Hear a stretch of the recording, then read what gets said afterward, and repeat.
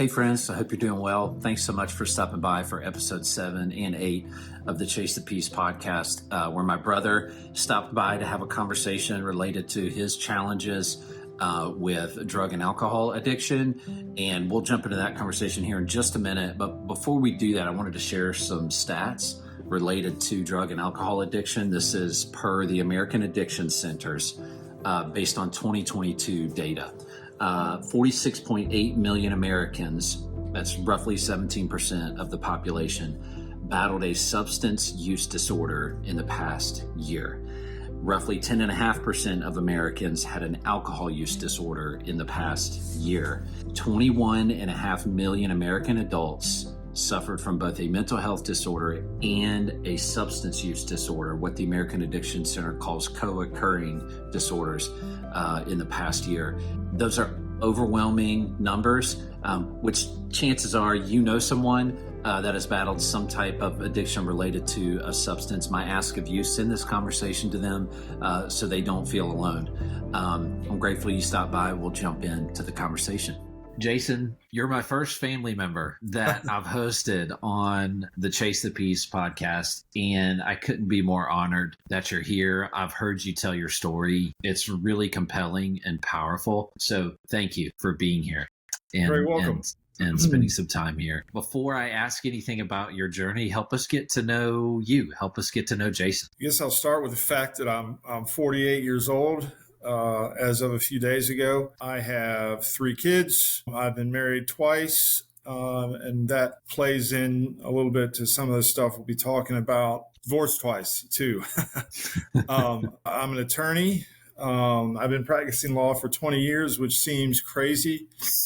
I'm an addict and an alcoholic in long-term recovery, which pretty much, in a lot of ways, colors a lot of my thinking today. Not the alcoholism or the addiction, but the recovery. Pretty much colors my thinking about just about everything I do on a daily basis. We're here to talk about redemption as it relates to addiction, your addiction specifically, which can't necessarily feel like super comfortable.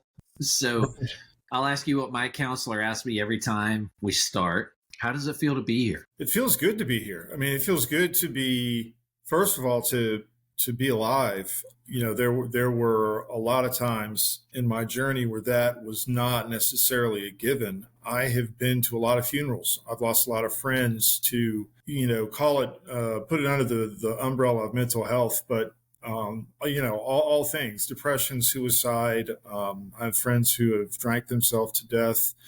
I have friends who have died from overdoses. A lot of those, since the opioid epidemic. So I'm grateful to be here. I'm grateful to be alive. More than that, I'm grateful to be sober and able to talk about that stuff. And, you mentioned in terms of my level of comfort talking about it, I do feel very much that my story is a tool that can help people. One of the driving themes of Alcoholics Anonymous and all the 12-step programs is that to keep what we've got, we got to give it away. And so for me, every time I tell my story with a mind and a heart towards maybe helping somebody else, I'm ensuring my own, continued sobriety. So it's actually a pleasure to be able to talk about it. I do that a lot anyway, mostly with other like-minded, recovered alcoholics. But there's a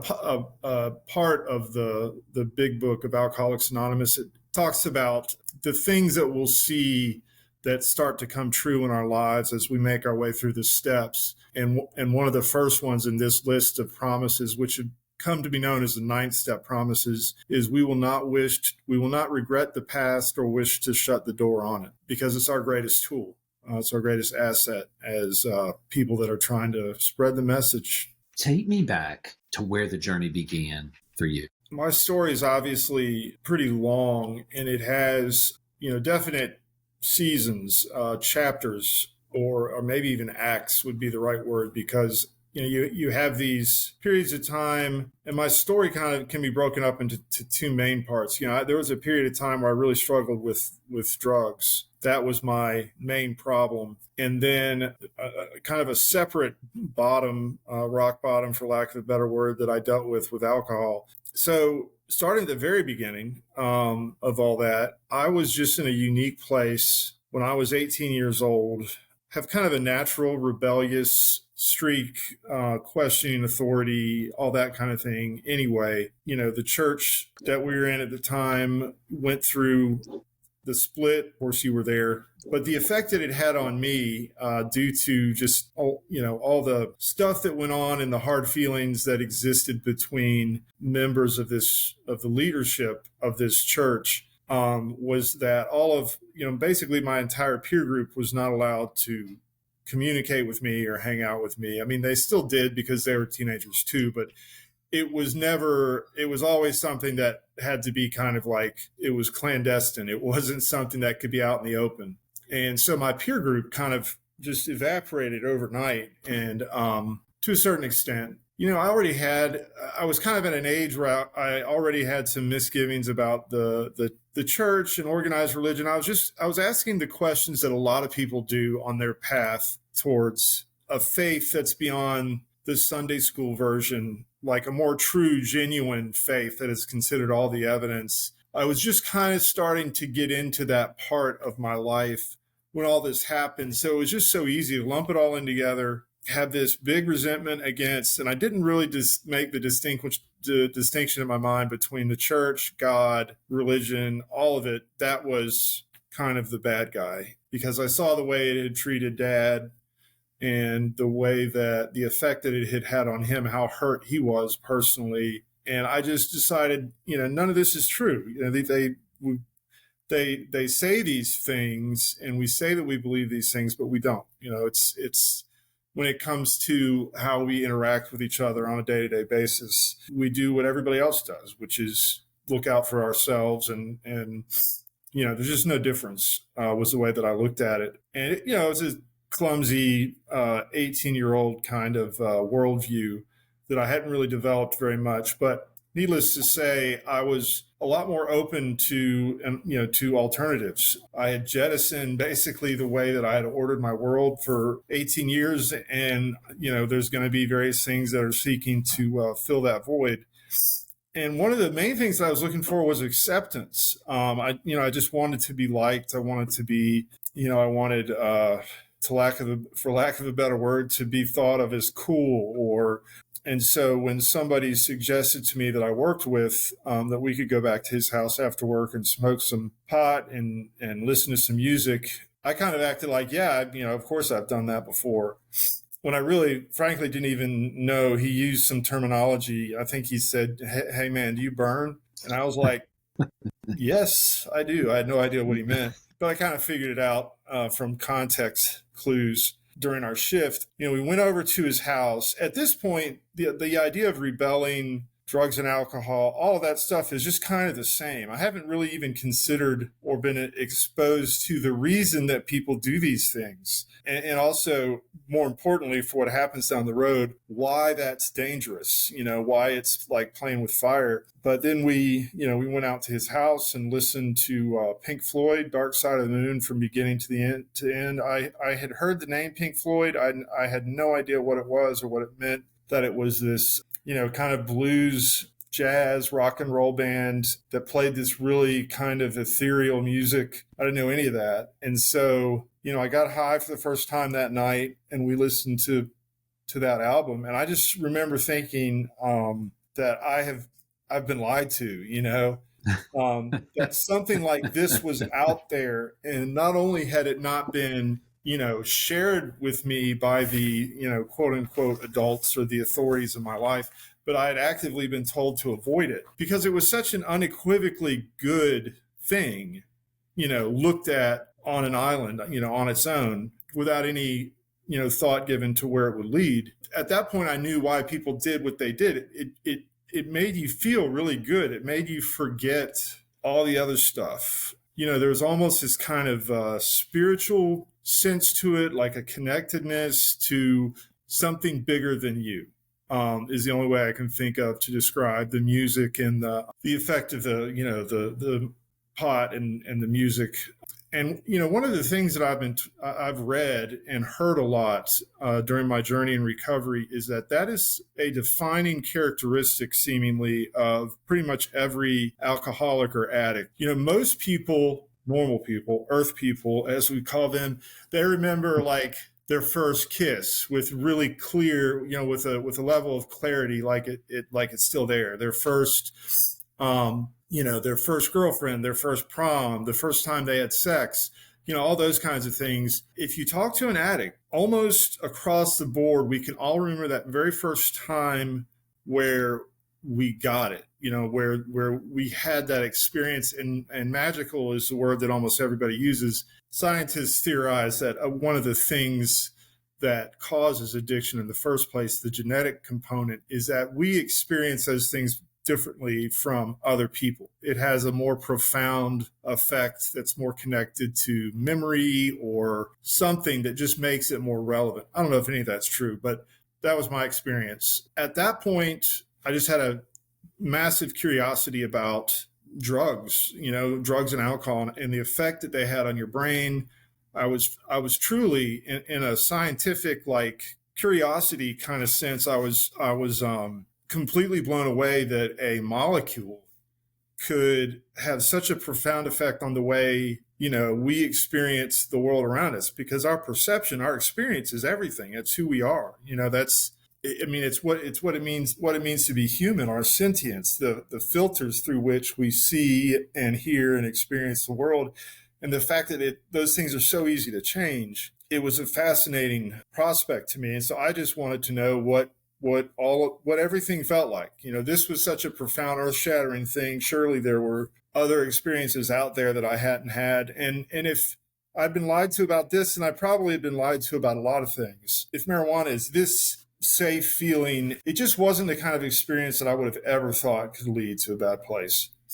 That's how it all got started. And from there progressed on to other things. But mostly for a long time, it was just, marijuana and alcohol. I think at some point it was an older brother of a friend that introduced me to cocaine. And that was a departure from the, relative safety of marijuana. And it was definitely different in the sense that the way that you felt, it just was a completely different thing. Like, I kind of got it with that this is a thing that is very dangerous and should be avoided. The purely feel-good drugs, there's no experience there. There's no spirituality. It's like just pressing a button in your brain. But that's kind of how I got started. And for a long time, just kind of stayed like that. It didn't have any effect on my ability to do, school or to achieve the goals that I wanted to achieve. There was a sense that I was always kind of operating at like 87%, and I didn't like that, but I was a high achiever. I was smart. I could read quickly and understand things very easily. So I was able to excel as a student, without having to make any changes to my lifestyle. And then, of course, I got to Athens, and that, just throw fuel on the fire. But at that time, it was all still fun, just having a good time, young people doing stupid, reckless things. I did at some point while I was in Athens, especially once I got to law school, I did start to notice that I was losing control with certain of the drugs, in that I would do really ill-advised, impulsive things either to acquire them, or I would shun other activities that used to be more meaningful and more important to me to do that alone or with, a small group of people. I'd make bad decisions as far as academic things that were coming up, tests or finals that were coming up, and knowing that I had a certain amount of time to study to get something done, and then the opportunity would present itself to do cocaine, say, just to use an example, and I would jump on it really without even thinking of the consequences. There were a lot of times where I thought that the jig was up. I've done it. I'm going to fail out of law school, or I'm going to fail out of college, or I'm going to get, I'm not going to get this job because I tested positive there were a lot of moments where I felt like it was all over. The party was over, but it just never happened. I just always somehow just kind of worked out. And so then it's really easy to rationalize after the fact that you're doing fine. So you're talking about like a lot of time, Yeah. from being 18 years old to going through undergraduate to law school, where you experimented with all these things. You had hints of like making choices in the direction of drugs or alcohol rather than, some of the responsibilities you had, but you just kept getting by. Yeah. Like it just never caught up with you during any of those seasons. I'm curious to know when did you actually feel like I've lost control of this? I would say it was after I was married and had graduated from law school and was working. So now you take all of those things, college, law school, all the way back to 18, that entire period of time is very limited in terms of access to money. So I would run out of money long before I could really get a problematic amount of any one substance. But once I graduated from law school and was working, that was no longer an issue. And this was before I had kids. I really did a lot of drinking and I did a lot of cocaine at that time. I knew by the time I was working as a lawyer that I had lost control of cocaine. A lot of times the way we say that is I was using it against my will. There would be times that I really didn't want to be doing it. But I knew that I would be so tortured by the decision not to, if I decided not to, that I may as well just go ahead and get it. Cocaine is a really weird thing because it's a stimulant. It's not something that creates a physical addiction, but it is a very strong psychological addiction that operates a little bit like, I don't know, the way I felt about it when I knew that I was going to be getting it or that it was going to be a part of whatever I was doing on a weekend. It would be like waking up, like when you're the closest thing for an adult to waking up on Christmas morning.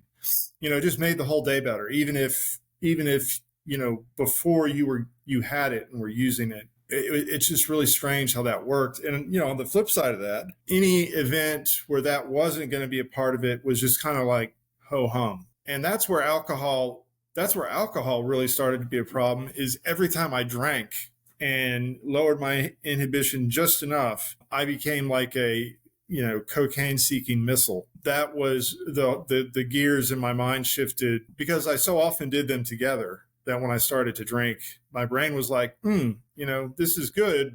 And that's where you get into kind of the reckless behavior of an impulsive behavior of acquiring and using. And, let's say you're at an event with a bunch of people who that's not their thing at all.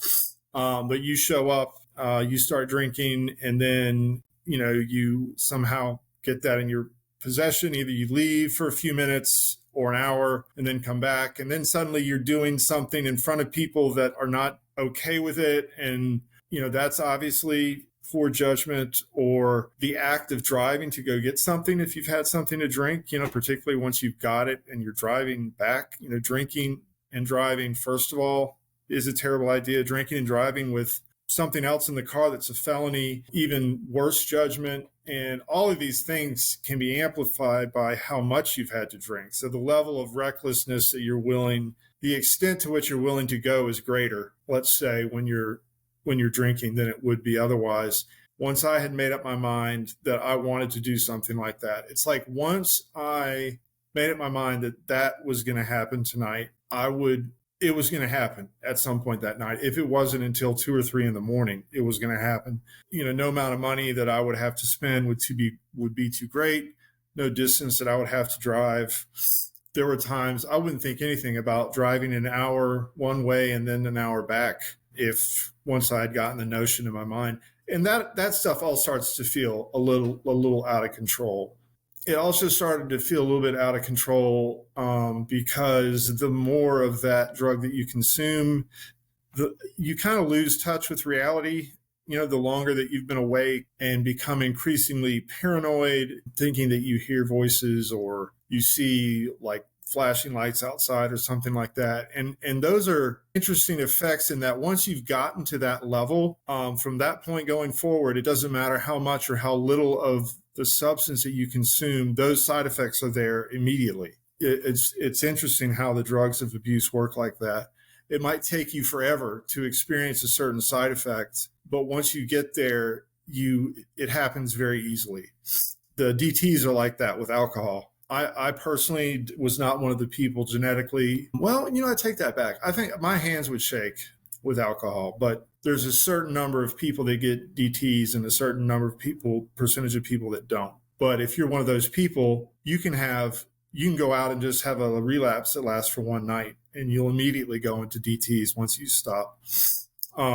Those kinds of side effects are accumulating. I'm starting to do more and more reckless things to get the drugs. Alcohol at this point is primarily beer, but it's every day, every night, I should say. 10 or 12 beers every night, and that was just normal. And I do remember there were a few times that I started to think, I can't remember the last time I didn't have at least 6 beers, after I came home from work.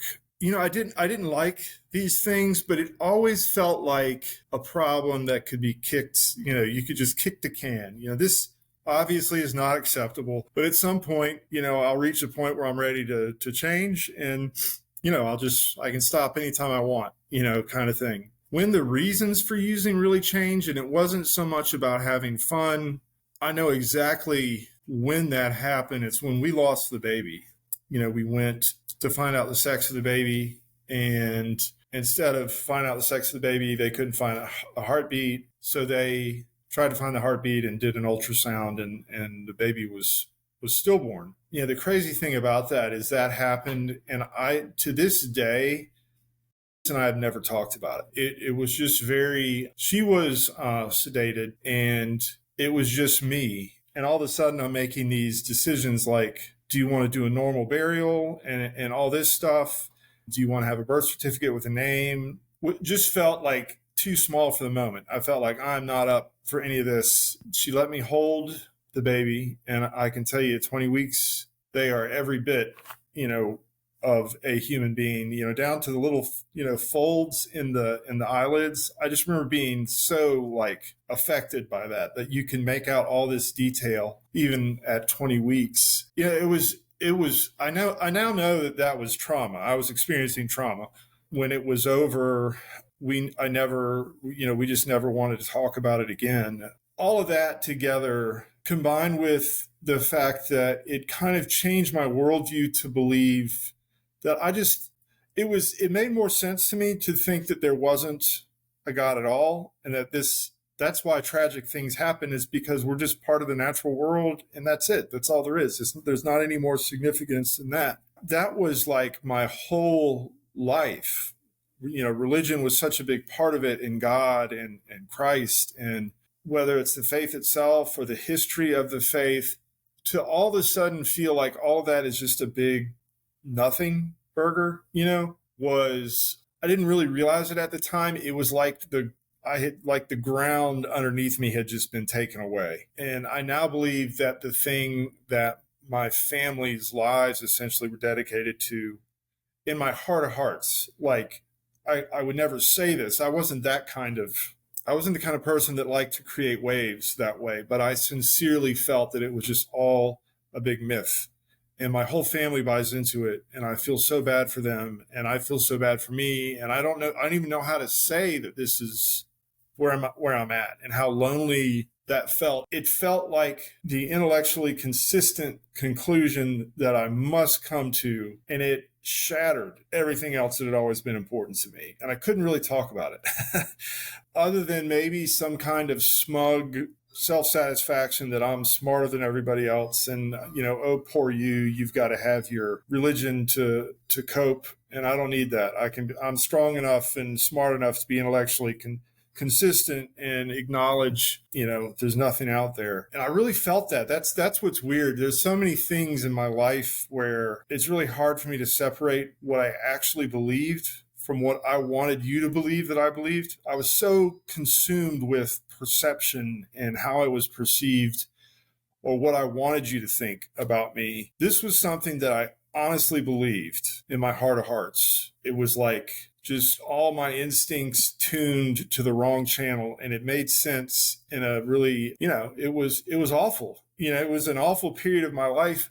However, it also meant that nothing matters. If nothing matters, nothing matters. It was, I would describe this time in my life as when things really took off in a destructive way. And it's almost like I didn't have the terminology at the time, but I was a nihilist. A nihilist believe that the only meaning life has is meaning that you give it. I just didn't think that, who cares how many drugs I use? We conventionally think of people who are addicted to some substances as a bad thing, but, I'm not that bad of a guy. There's no God, there's no overarching value system or truth that exists in the world. So if this is the way I choose to live my life, so be it, I literally thought that I wasn't doing anything wrong, other than it became very important to me at that time for family and the people that I love to not know any of this. I didn't want anyone to know that, I saw myself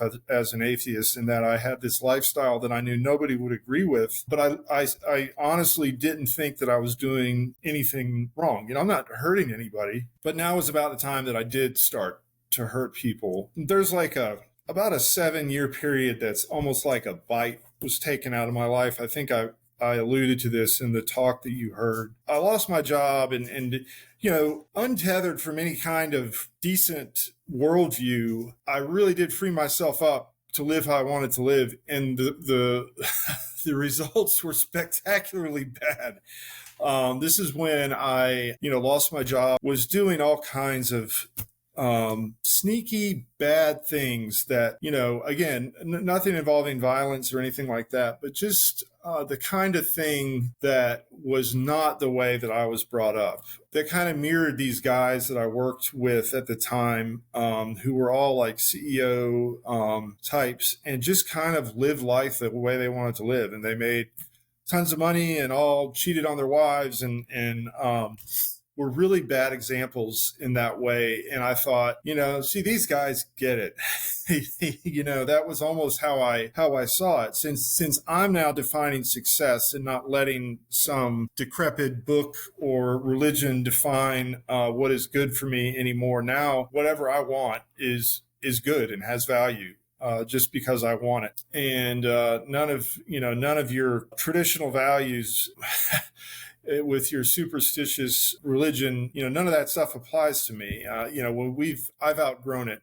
Really, looking back, just gross, very self-serving kind of thinking, but also because I had some real hurt there and some things that I didn't know how to resolve. And so I just kind of left them broken and decided that nothing mattered. And with that kind of a worldview, I had to use drugs. It wasn't just I want to, it's I need to, because there's very little meaning there without drugs. Whatever drugs are, they are a spiritual thing in the sense that they grab a hold of you in a way that forces you to worship them. It's like you have a higher power. The higher power is just the molecule, So I lost my job working for some really good people.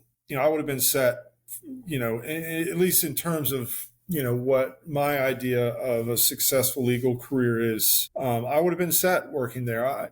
I would not have grown in some of the ways that I have, but I really gave up a lot because because I gone down this path. This is also when I got divorced from my first wife. And that was a very toxic, unhealthy situation. I don't want to spend any time throwing her under the bus because it was mutually destructive, but we used together and drank together. So unhealthy in that way too. I've heard there's a lot of people that now have come to the conclusion that the opposite of addiction is connection. And so when viewed through that lens, any kind of relationship that is where addiction is a big part of it, there's going to be very little connection. It's like you're kind of in your separate parallel plane. At this point, I'm divorced, don't have my job. And from that point on, I was kind of like a little bit of a nomad. I continued to practice my profession, kept my bar license, by some miracle, but never really anything that had the kind of promise or the level of challenge of the work itself, the kind of litigation that I do and that I was being trained to do at this firm is difficult. These are lawyers that make a lot of money because the work is hard. And so there were a lot of jobs that I had that the work that I was doing, again, this is my mindset back then, that was beneath me.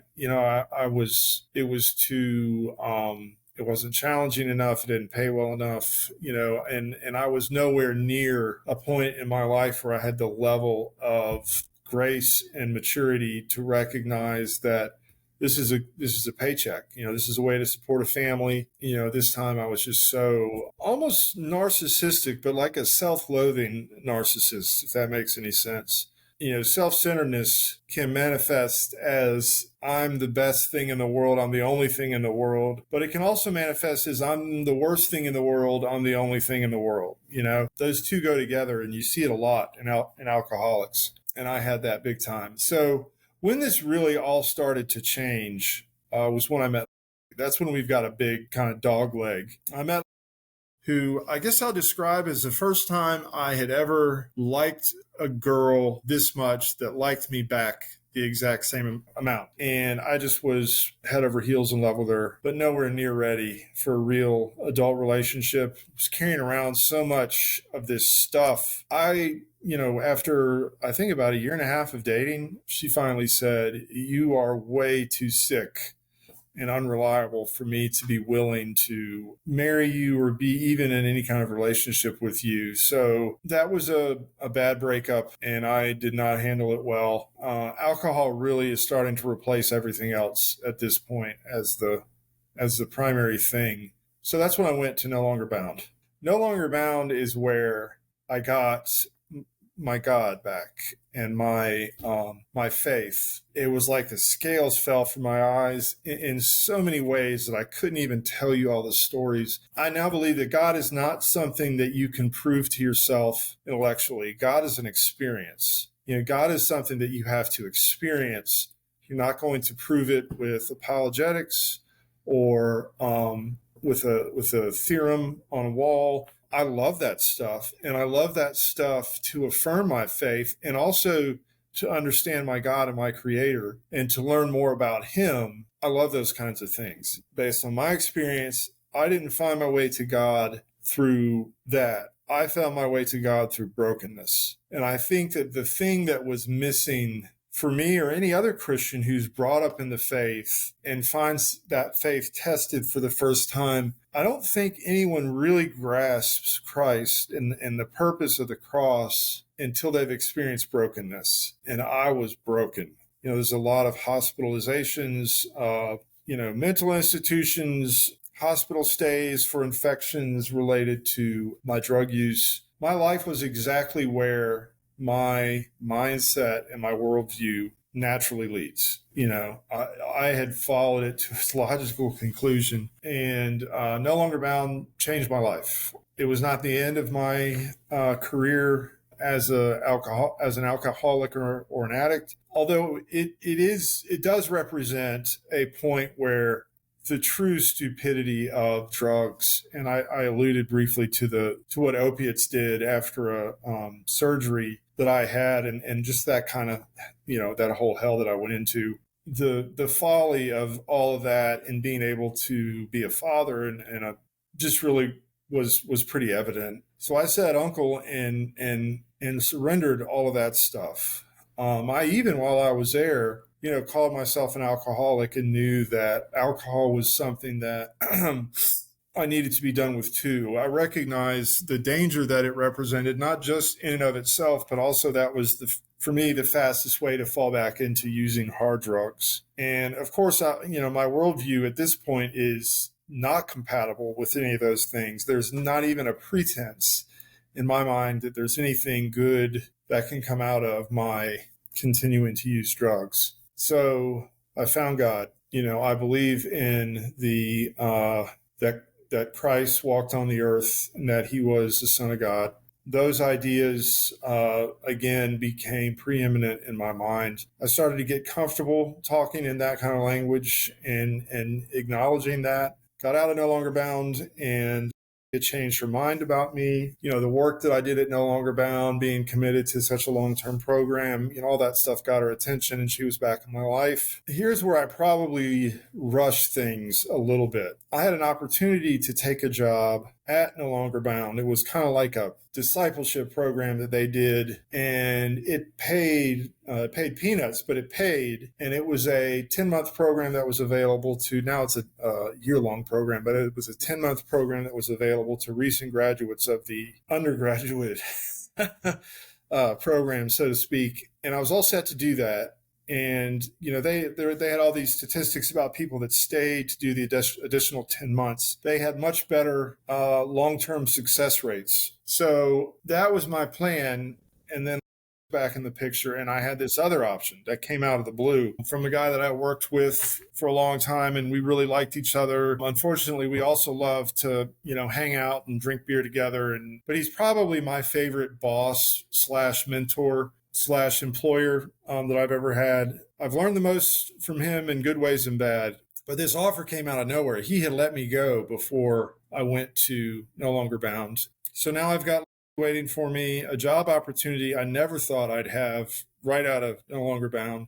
I had let my bar license lapse just administratively. I hadn't paid it went on inactive status, so I didn't have to pay my bar dues for a few years. I didn't have a driver's license most of the time that I was in No Longer Bound because I had my one and only DUI. And to have this opportunity right out of a treatment center for a year was phenomenal. And I thought at the time, this is obviously God. This is what, God wants me to do. And it would have worked, but I kind of had a role in why it didn't. I think the better, safer, higher percentage shot would have been to stay. I did make the critical mistake of, as we say in AA, I kind of took the steps backwards. And the first thing you do, or kind of the last thing you do as a recovering alcoholic who's taking the steps backwards is physical sobriety. The first step is we came to believe that we were powerless over alcohol and that our lives had become unmanageable. So you've got two concepts there: unmanageability of my life and powerlessness over alcohol. And for a lot of us, the first time that we get sober and really start to see the good effects of stopping to drink, we start to think, well, wait a second, my life isn't so unmanageable anymore. My life has become manageable. And then kind of the last thing is to decide that, I was just going through a bad time. Or in my case, drugs are my problem. I can handle drugs. I can drink like other people. One of the things that our book says is, do you mind if I read a little piece of this? Is there's so much good stuff in here. This is from chapter 3, more about alcoholism. Most of us have been unwilling to admit we are real alcoholics. No person likes to think he is bodily and mentally different from his fellows. Therefore, it is not surprising that our drinking careers have been characterized by countless vain attempts to prove we could drink like other people. The idea that somehow, someday, he will control and enjoy his drinking is the great obsession of every abnormal drinker. The persistence of this illusion is astonishing. Many pursue it into the gates of insanity or death. We learned that we had to fully concede to our innermost selves that we were alcoholics. This is a first step in recovery. The delusion that we are like other people or presently may be has to be smashed. We alcoholics are men and women who have lost the ability to control our drinking. We know that no real alcoholic ever recovers control. All of us felt at times that we were regaining control, but such intervals, usually brief, were inevitably followed by still less control, which led in time to pitiful and incomprehensible demoralization. That's just such a great passage. The prose of the book is I love it as someone who likes to read and likes literature. But anyway, the point is, the idea that we can both control and enjoy our drinking is kind of the obsession. And all of us like to think that it'll be different this time. This stuff doesn't apply as much to the drug thing, but with alcohol, it's so pervasive in our culture. And it's just so ubiquitous. It's everywhere.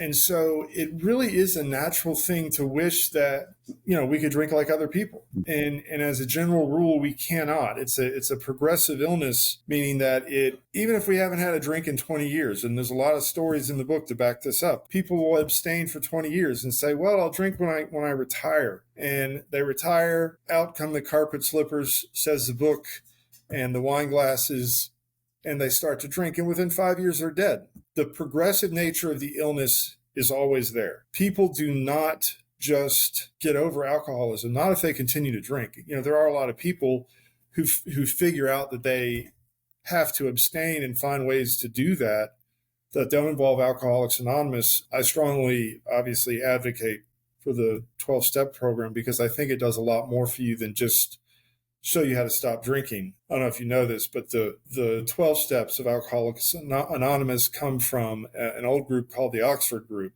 They had 6 steps, and they didn't call them steps. They called them absolutes, I think. They had a different word for them. But this was a Christian group that healed people that had all different kinds of problems. Alcoholism was just one of them. But the founders of AA borrowed heavily from the 6 steps in the Oxford Group. And all that stuff comes directly from the book of James, 1 Corinthians, what's the other? There's another, I think Hebrews, as well as the Sermon on the Mount. All the concepts that are in there, the idea of servant leadership, the idea of, love being the overwhelming power of the universe, and that to put others first is the best thing that I can do for me, is a concept that is, that's straight up Sermon on the Mount. That stuff all came from Christ and was revolutionary at the time, by the way. People forget that. Where was I going with all that? So if you were to distill my story into its if my story was the telephone line, you've got the wires and you've got the poles. The poles are, I'm 18, church implodes, lose my friends. The next big pole is, college and law school, early marriage. Next pole is losing the baby and, chucking everything that I believed in my whole life. Kind of the next pole is me handling the divorce, meeting and kind of losing everything for the first time. So I've come out of No Longer Bound. I have married dangerously. I have decided that I am no longer powerless over alcohol, that my life is no longer unmanageable. So I'm headed for trouble, although I don't know it at this time. Part 2 of this conversation is on episode 8 of the podcast.